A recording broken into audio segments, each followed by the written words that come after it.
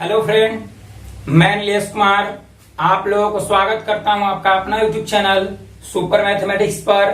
आज हम आप लोगों के लिए लेकर आए हैं अवकलन, जिसे इंग्लिश में बोलते हैं डिफरेंशिएशन। ठीक है, सबसे पहले हम लोग जानते हैं कि अवकलन है क्या, अर्थात अवकलन किसे कहते हैं, अवकलज क्या है, अवकल गुणांक क्या है। जैसा कि आप लोग को बता दें कि अवकलन क्या है, अवकलज क्या है, सब एग्जाम में नहीं आता है। इस तरह से नहीं क्वेश्चन पूछता है कि अवकलन किसे कहते हैं। वहां पर अवकलन किसी भी फंक्शन को किसी चर के सापेक्ष अवकलन करने के लिए देगा, तो वहां पर हम लोग अवकलन करेंगे। ठीक है, नहीं कि यहाँ पर अवकलन क्या है ये सब नहीं आता है। ठीक है, फिर भी हम लोगों को यह जानना जरूरी है कि अवकलन क्या है। जानने में कोई बुराई थोड़े है, हम लोग ज्ञान के लिए पढ़ रहे हैं। ठीक है, नॉलेज के लिए पढ़ रहे हैं, डिग्री के लिए नहीं कि केवल एग्जाम पास कर ले हो जाएगा। ठीक है, हम लोग इस तरह से पढ़ेंगे कि दूसरों को बता सके, पढ़ा सके। ठीक है, इस तरह से नहीं पढ़ेंगे कि केवल एग्जाम पास कर सके। ठीक है, इस चलते हम लोग को ये सब जानना जरूरी है। क्यों जानना जरूरी है? क्योंकि हम लोग नॉलेज के लिए पढ़ रहे हैं, डिग्री के लिए नहीं पढ़ रहे हैं। ठीक है, तो सबसे पहले हम लोग जानते हैं अवकलन किसे कहते हैं। तो कहता है कि किसी चर का उसी चर के सापेक्ष, किसी चर का उसी चर या किसी अन्य चर के सापेक्ष परिवर्तन की दर ज्ञात करने की जो प्रक्रिया है, परिवर्तन की दर ज्ञात करने की प्रक्रिया को हम लोग क्या कहते हैं? अवकलन कहते हैं। और अवकलन प्रक्रिया से जो हमें प्राप्त होता है उसे हम लोग क्या कहते हैं? अवकलज या अवकल गुणांक कहते हैं, जिसे dy by d x F dash x y dash y1 df of x by dx से सूचित करते हैं। ठीक है, फिर से एक बार हम लोग समझते हैं अवकलन क्या है। कहता है कि किसी चर को उसी चर के सापेक्ष या किसी अन्य चर के सापेक्ष परिवर्तन की दर को हम लोग क्या कहते हैं? अवकलन कहते हैं। क्या कहते हैं? अवकलन कहते हैं। देखते हैं ऊपर लिखा हुआ है अवकलन क्या है। कहता है कि किसी चर राशि को उसी चर, जैसे मान लिया कि x है तो x के सापेक्ष या इसके अन्य y के सापेक्ष, t के सापेक्ष, s के सापेक्ष, मतलब किसी चर राशि को उसी चर राशि या किसी अन्य चर राशि के संबंध में तत्कालिक परिवर्तन की गणना करना है, या फिर तत्कालिक परिवर्तन की दर ज्ञात करने की प्रक्रिया को ही हम लोग क्या कहते हैं? अवकलन कहते हैं, जिसे इंग्लिश में डिफरेंशिएशन कहा जाता है, जिसे साधारण भाषा में हम लोग डीसी भी कहते हैं। जिसे साधारण भाषा में हम लोग क्या कहते हैं? डीसी भी कहते हैं। फिर से हम लोग देखते हैं, कहता है कि किसी चर राशि को उसी चर राशि या किसी अन्य चर राशि के संबंध में तत्कालिक परिवर्तन की दर को गणना करना, चाहे तत्कालिक परिवर्तन के दर को गणना करने की जो प्रक्रिया है उस प्रक्रिया को हम लोग क्या कहते हैं? अवकलन कहते हैं। अवकलन एक प्रकार की प्रक्रिया है, प्रोसेस है, जिसके द्वारा हम किसी फंक्शन का डेरिवेटिव ज्ञात करते हैं, अवकलज ज्ञात करते हैं। ठीक है, आशा करते हैं कि समझ में आ रहा होगा। किसी भी चर राशि को उसी चर राशि या किसी अन्य चर राशि के संबंध में तत्कालिक परिवर्तन की दर ज्ञात करने की जो प्रक्रिया है उसे हम लोग क्या कहते हैं? अवकलन कहते हैं। तथा इस प्रक्रिया के फलस्वरूप इस क्रिया के फलस्वरूप प्राप्त दर, मतलब जो हम किसी फंक्शन का जो हम अवकलन करेंगे तो अवकलन करने के फलस्वरूप जो हमें प्राप्त होगा, मतलब जिस प्रोसेस द्वारा हम लोग डीसी ज्ञात करते हैं उसे हम लोग क्या कहेंगे? अवकलन। क्या कहेंगे? अवकलन। और इस क्रिया के फलस्वरूप प्राप्त दर को अवकलज या अवकल गुणांक कहते हैं, जिसे इंग्लिश में डेरिवेटिव या डिफरेंशियल कोफिशिएंट कहा जाता है। ठीक है, जिसे अवकलज या अवकल गुणांक को हम लोग dy बाई डी एक्स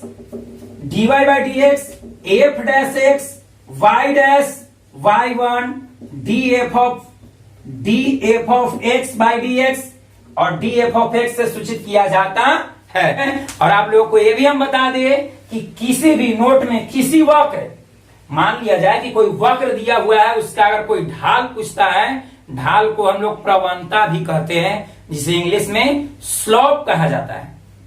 ठीक है, तो किसी भी फंक्शन को अगर एक बार हम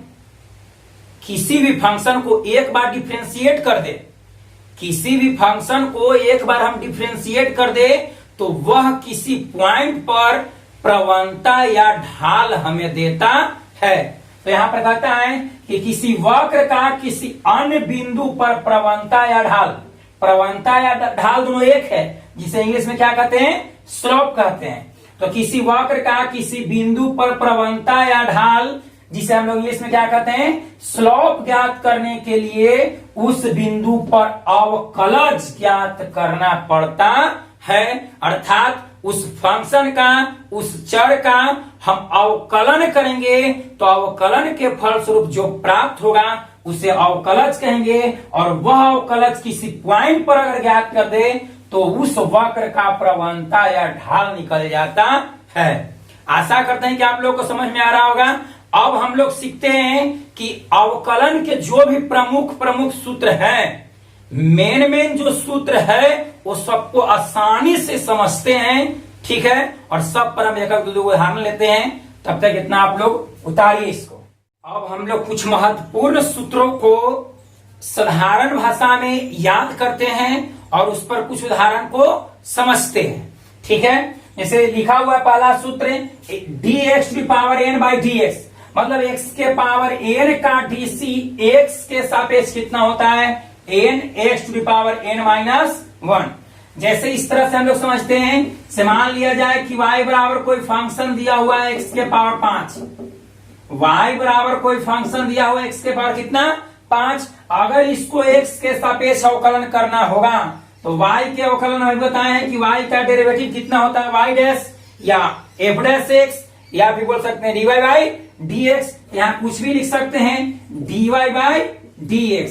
यहाँ पर लिख देंगे दोनों तरफ x के सापेक्ष अवकलन करने पर differentiate both side with respect to x। ठीक है, तो हम क्या करेंगे, जो पावर रहेगा, मतलब x के पावर जितना घात है उस घात को आगे करना, मतलब नीचे उतार देना है। तो यहाँ पर 5 लिख दिए। ठीक है, अब जितना x हो गया, कहते हैं x लिख दिए। अब जितना पावर है उसमें से 1 घटा देंगे, तो 5 में से 1 घटाएंगे तो कितना हो जाएगा, 4।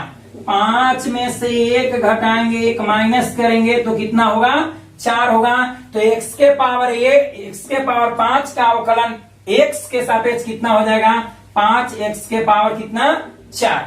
इस सूत्र के अकॉर्डिंग टू दिस फॉर्मूला, इसे कहने का मतलब है कि dx⁴n/dx है। x के पावर n का अवकलन अगर हमको x के सापेक्ष निकालना है तो क्या होता है, इसका सूत्र होता है x के पावर n का dc होता है, डिफरेंशिएशन होता है nx⁴n-1। पावर को नीचे उतार देना है, पावर को आगे लान देना है, और पावर में से कितना घटा देना है, 1 घटाकर x पर ऊपर चढ़ा देना है। जैसे मान लिया जाए कि कोई फंक्शन दिया हुआ है इस तरह से, x के पावर 7 है, x के पावर 7 का अवकलन x के सापेक्ष कहेगा, तो क्या करेंगे, पावर को आगे कर देंगे, पावर को क्या कर दिए, आगे कर दिए। अब जितना पावर है उसमें से 1 घटाएंगे, तो 7 में से 1 घटा देंगे तो हो जाएगा 7x के पावर कितना, 6। तो इसको अच्छी तरह से इस तरह से लिखेंगे, जैसे मान लिया जाए कि y बराबर कोई दिया हुआ है फंक्शन x की पावर कितना, 7। अब इसको हमको डिफरेंशिएट करना है दोनों तरफ। ठीक है, तो क्या होगा, यहाँ पर लिख देंगे x के सापेक्ष दोनों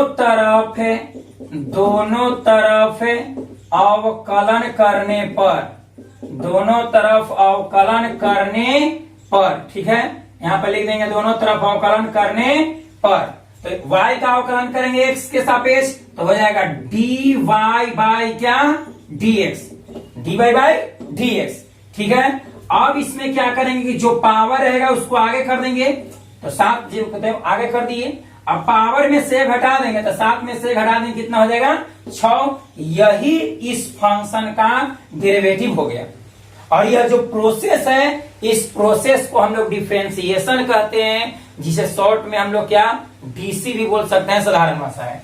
ठीक है, तो अभी हम लोग देखें x के पावर n का डीसी। तो x के पावर n का डीसी क्या होता है, n x the power n minus 1। मतलब इस तरह से अगर मान लिया जाए कि x के पावर 50 है, इसको अगर डिफरेंशिएट करना होगा x के सापेक्ष तो क्या करेंगे, जो पावर रहेगा वो आगे कर देंगे, ठीक है, पावरवा को आगे उतार देंगे। अब ये पावर है उसमें से घटा देना है, तो 50 है तो 50 में से घटा देंगे तो कितना हो जाएगा, 49। क्लियर है, आशा करते हैं समझ में आ रहा होगा। से एक और कुछ और उदाहरण लेते हैं। से मान लिया जाए कि x के पावर 13 है, इसका अवकलन x के सापेक्ष अगर करने के लिए कहेगा तो क्या करेंगे, जो पावर रहेगा उसको आगे लान देंगे और पावर में से एक घटाएंगे, तो 13 में से एक घटाएंगे तो कितना हो जाएगा, 12। अर्थात x के पावर n का अवकलन x के सापेक्ष कितना होगा, 13x के पावर कितना, 12। ठीक है, अगला देखते हैं। अगला सूत्र है, पहला सूत्र था, क्या था, x के पावर n का अवकलन x के सापेक्ष कितना होगा, n x D power n minus 1। x के पावर n का डेरिवेटिव अवकलज कितना होता है, n x D power n minus 1।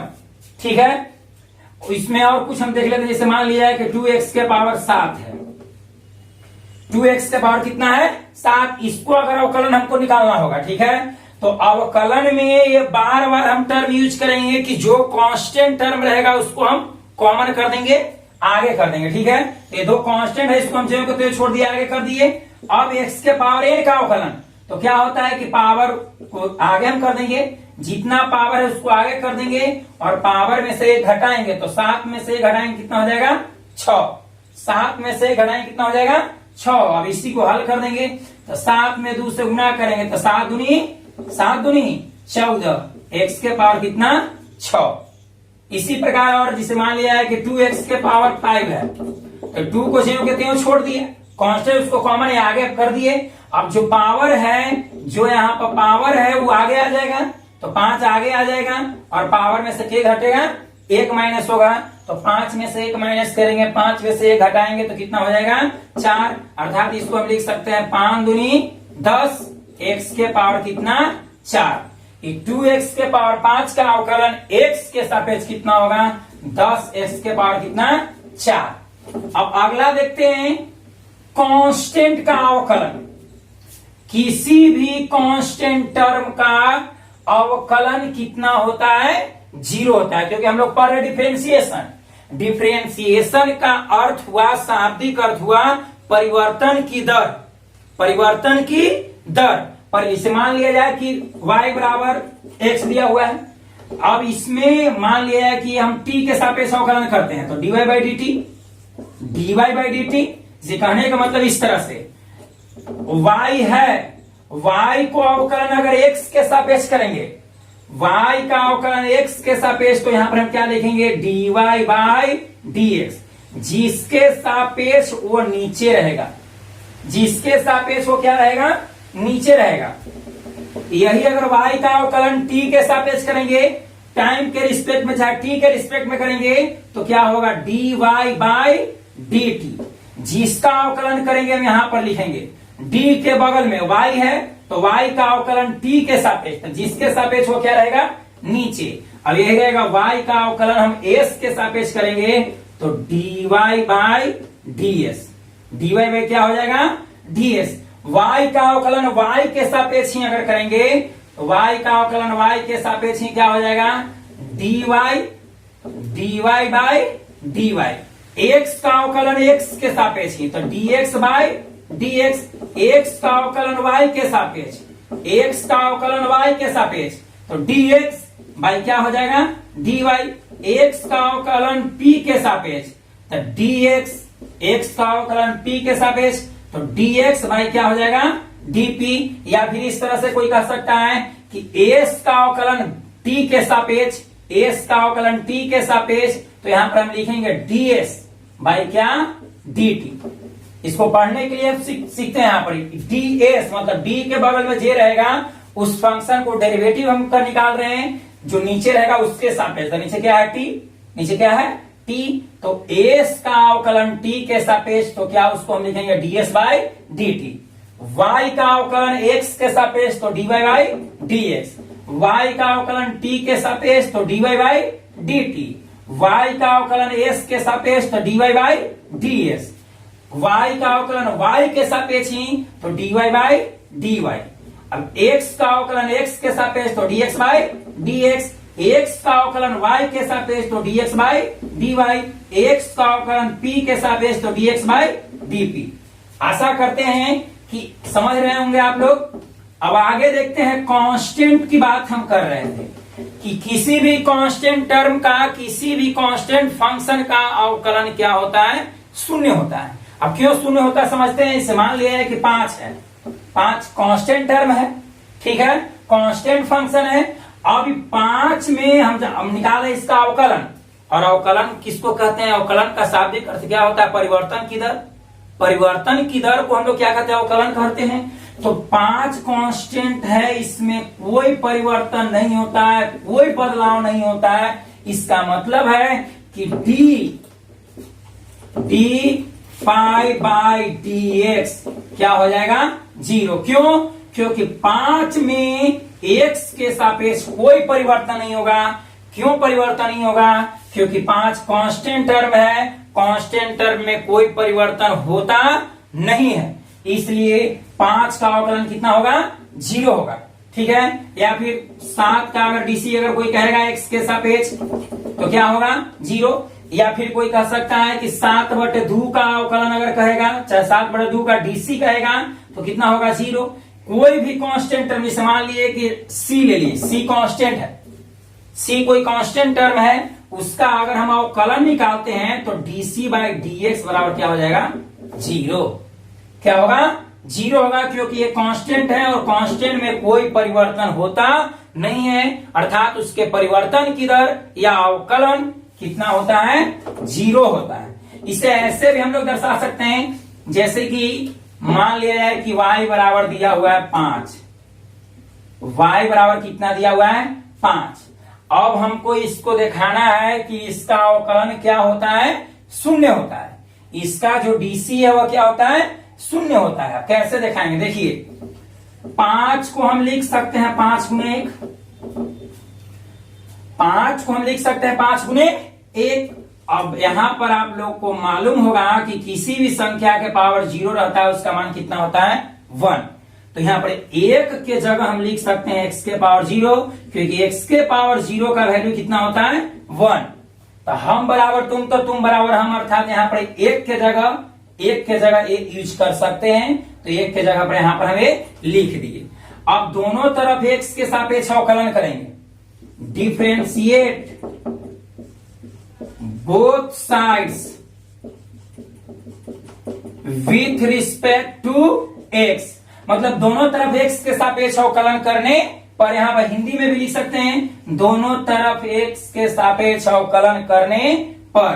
तो जब दोनों तरफ x के सापेक्ष अवकलन करेंगे तो क्या हो जाएगा, यहां पर ही y का अवकलन x के सापेक्ष, अभी हम बताएं y का अवकलन x के सापेक्ष तो क्या होगा, dy बाई dx। अब 5 कांस्टेंट है, तो कांस्टेंट टर्म को हम लोग क्या करते हैं, कॉमन कर लेते हैं, आगे कर दिए, ठीक है। अब x के पावर n का अवकलन, तो हम यहां पर देख रहे हैं कि ये बैठ रहा है किस पर, x के पावर n पर। और अभी अभी हम सीखे हैं कि x के पावर n का अवकलन होता है, जो पावर रहेगा वो आगे लान देना है। x के पावर n, तो जो पावर है उसको आगे लान देना है, और पावर में से k घटा देना है, 1 को घटा देना है, माइनस कर देना है, ठीक है। तो ठीक उसी प्रकार यहां भी हम करते हैं x के पावर 0, तो x के पावर 0 में पावर कितना है, 0, तो 0 को आगे लान दिए, 0 को क्या कर दिए, आगे लान दिए, और 0 में से 1 घटा देंगे तो 0 माइनस 1, 0 माइनस 1। अब यहां पर हम लिख सकते हैं dy बाई dx बराबर, हमको आ गया 5 गुने 0, 5 गुने 0, तो 5 में 0 से गुना करेंगे क्या हो जाएगा, 0। 5 में 0 से गुना करेंगे क्या हो जाएगा, 0। अब गुने हमको बच गया x के पावर, 0 में से 1 जाएगा तो कितना, -1। और 0 में किसी भी संख्या से अगर गुना करते हैं तो क्या मिलेगा, 0। 0 में किसी संख्या से गुना करते हैं तो क्या मिलेगा, 0। इस प्रकार हम कह सकते हैं कि कोई भी कांस्टेंट टर्म का अवकलन डीसी क्या होता है, शून्य होता है। कोई भी कांस्टेंट रहेगा, 2 रहे, 3 रहे, 2/3 रहे, 5/7 रहे, 2/9 रहे, ठीक है। इस तरह से कोई भी अगर कांस्टेंट टर्म मिलेगा कहीं पर, तो उसका अवकलन डेरिवेटिव कितना होगा, शून्य होगा, 0 होगा, ठीक है। इसी प्रकार हम किसी को भी हम दर्शा सकते हैं, कोई भी कांस्टेंट का अवकलन क्या होता है, 0 होता है। बराबर इसको हम देखते हैं दूसरा एग्जाम्पल लेकर से मान लिया जाए कि y बराबर दिया हुआ है 3/5, y बराबर दिया हुआ है 3/5। इसको दिखाना है कि इसका अवकलन क्या होगा, 0 होगा। तो क्या करेंगे, 3/5 को हम लिख सकते हैं 3/5 गुणे 1, ठीक है। अब उसी प्रकार यहां पर भी लिख देंगे, इसको 1 को हम लिख सकते हैं x के पावर कितना, 0। अब दोनों तरफ x के सापेक्ष अवकलन करने पर differentiate both side, differentiate both side with respect to x, मतलब x के सापेक्ष, x के सापेक्ष अवकलन करने पर, बोथ साइड मतलब दोनों तरफ x के सापेक्ष अवकलन करने पर, तो क्या होगा, y का अवकलन x के सापेक्ष क्या होता है, अभी बताएं। y का अवकलन x के सापेक्ष तो dy/dx, y का अवकलन t के सापेक्ष तो dy/dt, y का अवकलन v के सापेक्ष तो dy/dv, ठीक है। अब 3/5 कांस्टेंट है तो इसको हम क्या कर दिए, कॉमन कर दिए, आगे कर दिए। अब x के पावर 0 के, तो पावर में कितना है, 0, तो जो पावर रहता है वो आगे आ जाएगा, तो आगे आ गया, ठीक है। अब पावर में से क्या घटेगा, 1 घटेगा, तो 0 में से 1 घटाएंगे, तो 0 में से 1 घटाएंगे तो कितना होगा, -1। अब यहां पर हम देख रहे हैं dy/dx बराबर 3/5 गुणे, या फिर ऐसे कर सकते हैं 3/5 गुणे 0, तो 3/5 में 0 से गुणा करेंगे, 3/5 में 0 से अगर गुणा करते हैं तो क्या होगा, 0 होगा। 3/5 में अगर 0 से हम गुणा करते हैं तो क्या होगा, 0 होगा, ठीक है। अब 0 गुणे x के पावर कितना, -1, और 0 में किसी संख्या से अगर गुणा कर दे तो क्या हो जाता है, 0 हो जाता है। इस प्रकार हम कह सकते हैं कि कोई भी कांस्टेंट टर्म का डीसी क्या होता है, 0 होता है। या फिर ऐसे भी बोल सकते हैं कि किसी भी कांस्टेंट टर्म में परिवर्तन की दर नहीं होती है, मतलब कोई भी कांस्टेंट टर्म परिवर्तित नहीं होगा। जब परिवर्तित नहीं होगा तो परिवर्तन का दर भी नहीं होगा, कोई परिवर्तन नहीं हुआ, अर्थात इसके परिवर्तन की दर क्या होगा, 0 होगा। अर्थात कांस्टेंट जो टर्म होता है, कांस्टेंट टर्म का अवकलन क्या होता है, 0 होता है। कैसे होता है हम अभी दिखा दिए, ठीक है। 1 का अवकलन, 2 का अवकलन, 3 का अवकलन, ये सब जितना भी कांस्टेंट टर्म है उसका अवकलन क्या होता है, 0 होता है। अब आगे देखते हैं 1/x के पावर n, 1/x के पावर n का अवकलन। तो 1/x के पावर n का अवकलन कितना होता है, -n। यहां पर लिखा हुआ है 1/x to the power n का अवकलन किसके सापेक्ष, x के सापेक्ष कितना होगा, -n x to the power n plus 1। अब इसको हम लोग समझते हैं, जैसे मान लिया जाए कोई कह देगा 1/x का डीसी कितना, जैसे मान लिया जाए कि y बराबर दिया हुआ है 1/x, y बराबर दिया हुआ है 1/x। अब 1/x का हम लोग डीसी ज्ञात करते हैं, y बराबर 1/x है, तो 1/x को हम लिख सकते हैं, यहाँ कुछ नहीं तो 1 होगा। अब नीचे प्लस में है तो ऊपर जाए क्या हो जाएगा, माइनस में। अर्थात हमको मिल गया फंक्शन y बराबर x to the power -1, x के पावर -1 लिखो या 1/x लिखो, बोथ आर इक्वल, दोनों बराबर है। x के पावर -1 या 1/x दोनों क्या है, इक्वल है। तो हम क्या कर दिए कि 1/x को हम लिख दिए x के पावर -1। अब दोनों तरफ x के सापेक्ष हम क्या करेंगे, अवकलन करेंगे। दोनों तरफ x के सापेक्ष, दोनों तरफ x के सापेक्ष अवकलन करने पर, दोनों तरफ x के सापेक्ष क्या करने पर, अवकलन करने पर, तो y का अवकलन y' चाहे f' कुछ भी लिख सकते हैं। तो यहां पर हम लिख दिए dy/dx। अब क्या करेंगे कि हम ये देख रहे हैं कि x के पावर n के टर्म पर हल्का सूत्र बैठ गया। x के पावर n क्या करेंगे, पावर को आगे लान देंगे और पावर में से कितना घटा देंगे, 1। पावर में से कितना घटा देंगे, 1 घटा देंगे, ठीक है। तो यहाँ पर हमको मिल गया x के पावर n है, तो यहाँ पर x के पावर n में पावर आगे आएगा, तो माइनस है पावर, तो माइनस आगे आ गया, माइनस का आ गया, आगे आ गया। अब क्या करेंगे, पावर में से 1 घटाएंगे, तो -1 में से 1 घटाएंगे, तो -1 और -1, तो माइनस माइनस पर दोनों सेम हो गया, तो माइनस माइनस प्लस अर्थात एक है एक 2 हो जाएगा, लेकिन चिन्ह क्या होगा, माइनस का ही होगा। ठीक है, कहने का मतलब है कि पहले से मैं 1 रुपया कर्जा में था, फिर 1 रुपया कर्जा था, अर्थात 2 रुपया कर्जा था, 2 रुपया कर्ज में माइनस में हो गया। तो क्या किए, यहाँ पर x के पावर -1 है, तो x के पावर -1 है तो पावर को आगे कर दिए, पावर को क्या कर दिया आगे, और पावर में से एक घटा है तो पहले से -1 और फिर -1, तो माइनस माइनस क्या हो जाएगा प्लस, अर्थात यहाँ पर 2 हो जाएगा, -2 हो जाएगा। तो इसको हम लिख सकते हैं यहाँ पर -1 x टू द पावर -2। अब इसी को ऊपर तो हम लिख दिए -1, अब ऊपर माइनस है तो नीचे आने के क्या हो गया, प्लस में। ऊपर माइनस में यहाँ पर x के पावर -2 है, तो ऊपर माइनस में तो नीचे आने का हो गया प्लस में। जिसे कहने का मतलब है x के पावर -2 है, तो x के पावर -2 है तो ऊपर माइनस तो नीचे क्या हो गया प्लस। अगर नीचे प्लस है, इसे रहता है x के पावर 3 है, अगर नीचे प्लस है तो ऊपर जाए क्या हो जाता है माइनस। ये सब मैथमेटिकल कैलकुलेशन है, ठीक है, कि अगर घात ऊपर में घात अगर माइनस में है तो नीचे आता है तो क्या हो जाता है प्लस में, अगर नीचे प्लस है तो ऊपर जाए क्या हो जाएगा माइनस में होता है। ठीक है, तो यहाँ पर x के पावर -2 ऊपर माइनस है तो नीचे आके क्या हो गया, ये प्लस हो गया। तो हम देख रहे हैं कि 1/x का डीसी, 1/x का डीसी कितना होता है, 1/x का डीसी, 1/x का डीसी होता है -1/x²। याद करना है सबको, x के पावर n के डीसी क्या हुआ, n x to the power n -1। अगर कोई कांस्टेंट 2, 3, 4, 5 कुछ भी अगर मिलता है तो कोई कांस्टेंट टर्म का डीसी क्या होगा, 0 हो जाएगा। अगर हमको आगे यहाँ पर 1 इस तरह से 1/x के पावर n, तो इसका अवकलन होगा, इसका डीसी होगा -n/x के पावर n+1। कैसे होता है आगे उदाहरण देखते हैं हम लोग, ध्यान से समझते हैं। जिससे मान लिया जाए कि एक अगला उदाहरण हम ले रहे हैं, y बराबर दे दिया x के पावर, y बराबर 1/x के पावर 5 है। ठीक है, इसको हम लोग डिफ्रेंशिएट करना है, अवकलन करना है। ठीक है, तो हम क्या लिखेंगे, दोनों तरफ x के सापेक्ष अवकलन करने पर, दोनों तरफ यहाँ पर हम लिख रहे हैं इस तरह से, आप लोग लिख लीजिएगा, differentiate both side with respect to x, या हिंदी में भी लिख सकते हैं दोनों तरफ x के सापेक्ष अवकलन करने पर।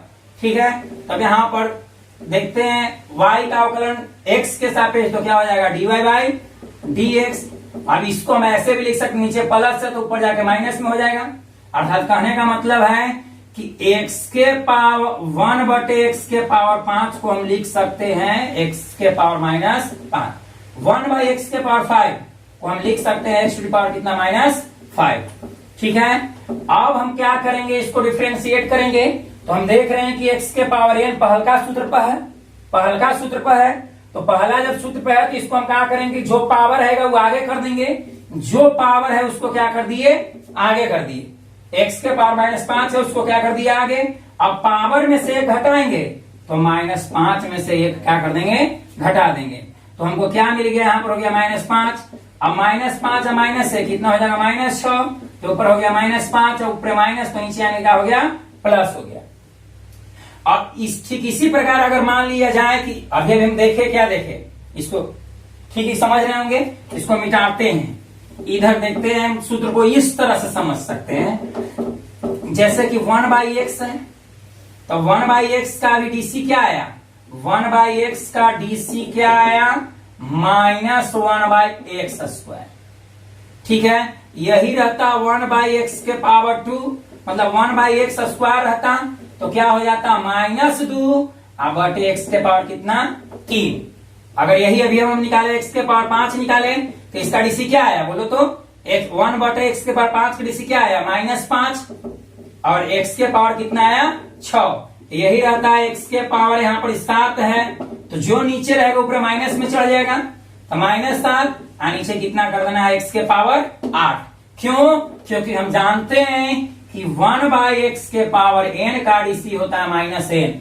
मतलब यहाँ पर कुछ ना तो 1 था, तो 1 यहाँ पर है तो -1 हो जाएगा, 2 है तो -2 हो जाएगा, 5 है तो -5 हो जाएगा, 7 है तो -7 हो जाएगा। ठीक उसी प्रकार यहाँ पर n है तो क्या हो जाएगा, -n। ठीक है, अब यहाँ पर देखिए 1 है तो 2 हो गया, 2 है तो 3 हो गया, 5 तो 6, यहाँ 7 है तो कितना हो गया, 8, तो यहाँ n है तो 1 ज्यादा, तो n+1। इस प्रकार हम कह सकते हैं कि 1/x के पावर n का डीसी माइनस n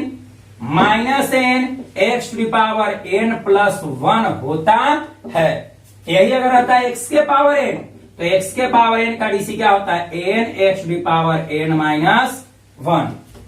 ठीक है, आशा करते हैं कि समझ में आ रहा होगा।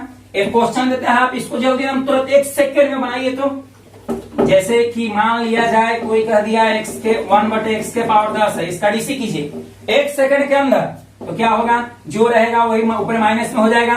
आप पावर में एक जोड़ देंगे तो 10 है कितना, 11। ठीक है, क्यों, क्योंकि हम जानते हैं 1/x के पावर n का डीसी होता है माइनस n, 1/x के पावर n का डीसी होता है minus n x to the power n plus 1। इसको हम लोग दर्शा भी सकते हैं इस तरह से मान लिया जाए कि y बराबर दे दिया 1/x के पावर 10, इसको हम लिख सकते हैं नीचे प्लस तो ऊपर जाकर माइनस। अब दोनों तरफ x के सापेक्ष अवकलन करने पर, दोनों तरफ x के सापेक्ष अवकलन करने पर, ठीक है, तो y का अवकलन हो जाएगा x के सापेक्ष क्या, dy बाई dx। अब यहां पर क्या करते हैं कि जो पावर है उसको आगे कर दिए, जो पावर है उसको क्या कर दिए, आगे कर दिए। अब पावर में से ये घटा देंगे तो -10 में से ये घटाएंगे तो क्या हो जाएगा, तो हो गया जो तो -10। अब यहाँ पर x, अब -10 और -1 तो कितना हो जाएगा, -11। क्या कि दोनों माइनस में है तो माइनस में प्लस अर्थात जुड़ जाएगा, माइनस का ही रहेगा। ठीक है, -10 अब ऊपर माइनस में है, ऊपर माइनस में नीचे आने के क्या हो जाएगा, प्लस। तो क्या हम देखें कि अगर 1/x के पावर n कहीं मिला, इस टर्म के रूप में अगर मिलता है, 1/x के पावर n के रूप में मिलता है, तो इतना का डीसी हम डायरेक्ट लिख सकते हैं -n बटे x to the power n plus 1, बटे x to the power n plus 1। आशा करते हैं कि आप लोग को समझ में आ गया होगा। अब आगे चलते हैं, चौथा सूत्र है, पहला सूत्र था x के पावर n, जिसका डीसी क्या होगा, n x to the power n minus 1, मतलब पावर को आगे कर देना है और उसमें से कितना हटा देना है, 1। अब कोई भी कांस्टेंट टर्म का डीसी क्या होता है, 0, क्योंकि कांस्टेंट टर्म में परिवर्तन नहीं होता है। तो जब परिवर्तन नहीं होता है तो परिवर्तन की दर अर्थात डीसी उसका क्या हो जाएगा, 0 हो जाएगा। अब 1/x के पावर n, तो 1/x के पावर n का डीसी होगा -n x to the power n plus 1। ठीक है, अभी अभी समझाए उदाहरण लेके भी। अब अगला देखते हैं, जैसे मान लिया जाए कि x to the power y बराबर x टू द पावर 1/2 है, इसको हमको डीसी ज्ञात करना है। इसको हम लोग √x भी लिख सकते हैं या फिर ऐसे भी लिख सकते हैं। यहाँ पर क्या होगा, दू होगा, छिपा हुआ दू रहता है। ठीक है, तो कहने का मतलब है कि x के पावर 1/√2 या x y बराबर x के पावर 1/2 या √x या इस तरह से अगर रहेगा तो उसका डीसी कितना होता है, 1/2 √x। डायरेक्ट हम अगर एक्सरसाइज बनाएंगे तो डायरेक्ट यूज करेंगे क्या, अगर कहीं पर √x आया तो √x का डीसी हम क्या यूज करेंगे, 1/2 √x, और √x का डीसी क्या यूज करेंगे, 1/2 √x। देखते हैं हम लोग इसके बारे में समझते हैं थोड़ा सा। जैसे कि ये x के पावर 1/2 है, इसको डीसी करना है दोनों तरफ किसके सापेक्ष, x के सापेक्ष हम डिफरेंशिएट कर रहे हैं। ठीक है, तो क्या करेंगे, यहाँ पर y का अवकलन हो जाएगा dy बाई dx। ठीक है, y का अवकलन x के सापेक्ष क्या होगा, dy बाई dx। अब क्या करेंगे, जो पावर में कितना है 1/2, तो जो पावर में है वो आगे आ जाएगा, जे पावर में x के पावर n पर तुलना है, क्या करेंगे, पावर को आगे करके पावर में से कितना घटा देना है, 1। जैसे मान लिया जाए कि x के पावर 15 है, तो 15 को हम आगे लाते थे ना, 15 को आगे ला दिए और 15 में से 1 घटा दिए, तो 15 में से घटाएंगे तो कितना हो जाएगा, 14। ठीक है, अब देखते हैं, आगे देखते हैं। ठीक इसी प्रकार इसको भी करते हैं। तो पावर जो है वो आगे कर दिए, अब पावर में से 1 घटाएंगे तो 1/2 है पावर में, तो 1/2 में से 1 घटा दिए। ठीक है, तो हमको क्या मिल जाएगा, dy बाई dx, चाहे y डैश भी लिख सकते हैं या फिर f डैश x भी लिख सकते हैं। तो हमको क्या मिल गया, 1/2 x टू द पावर। अब यहाँ पर क्या है, 1/2 माइनस 1 है, तो 1 के नीचे कुछ है तो 1 होगा। अब 2 और 1 का एलसीएम क्या लिख सकते हैं हम, 2 और 1 का एलसीएम क्या होगा, 2, अब 2 में 2 से भाग देंगे तो 1, यानी कि एलसीएम आप लोग को आता होगा 1 माइनस यहाँ पे क्या हो जाएगा 2, अर्थात -1/2। इसको हम ऐसे भी लिख सकते हैं, मान लिया जाए कि 1/2 - 1, तो 1/2 मतलब 8 है ना, 1/2 मतलब 8 है ना, 1/2 रुपया मतलब कितना 8 है ना, 1 रुपया मतलब 1 रुपया, तो 8 आना में से 1 रुपया घटाएंगे तो -8 आना आएगा। माइनस मतलब 8 आना में से 1 रुपया घटाएंगे तो कितना -8 आना आएगा। ठीक है, जैसे कि यहां पर देखते हैं 1/2 में से 1 घटाया था, तो 1/2 में से 1 घटाने पर हमको कितना मिलेगा -1/2। ठीक है, अब y डैश बराबर हम लिखेंगे 1/2। अब हम जानते हैं कि अगर ऊपर माइनस में है तो नीचे आके क्या होगा प्लस में, तो ऊपर माइनस में है तो नीचे आके क्या हो गया प्लस में।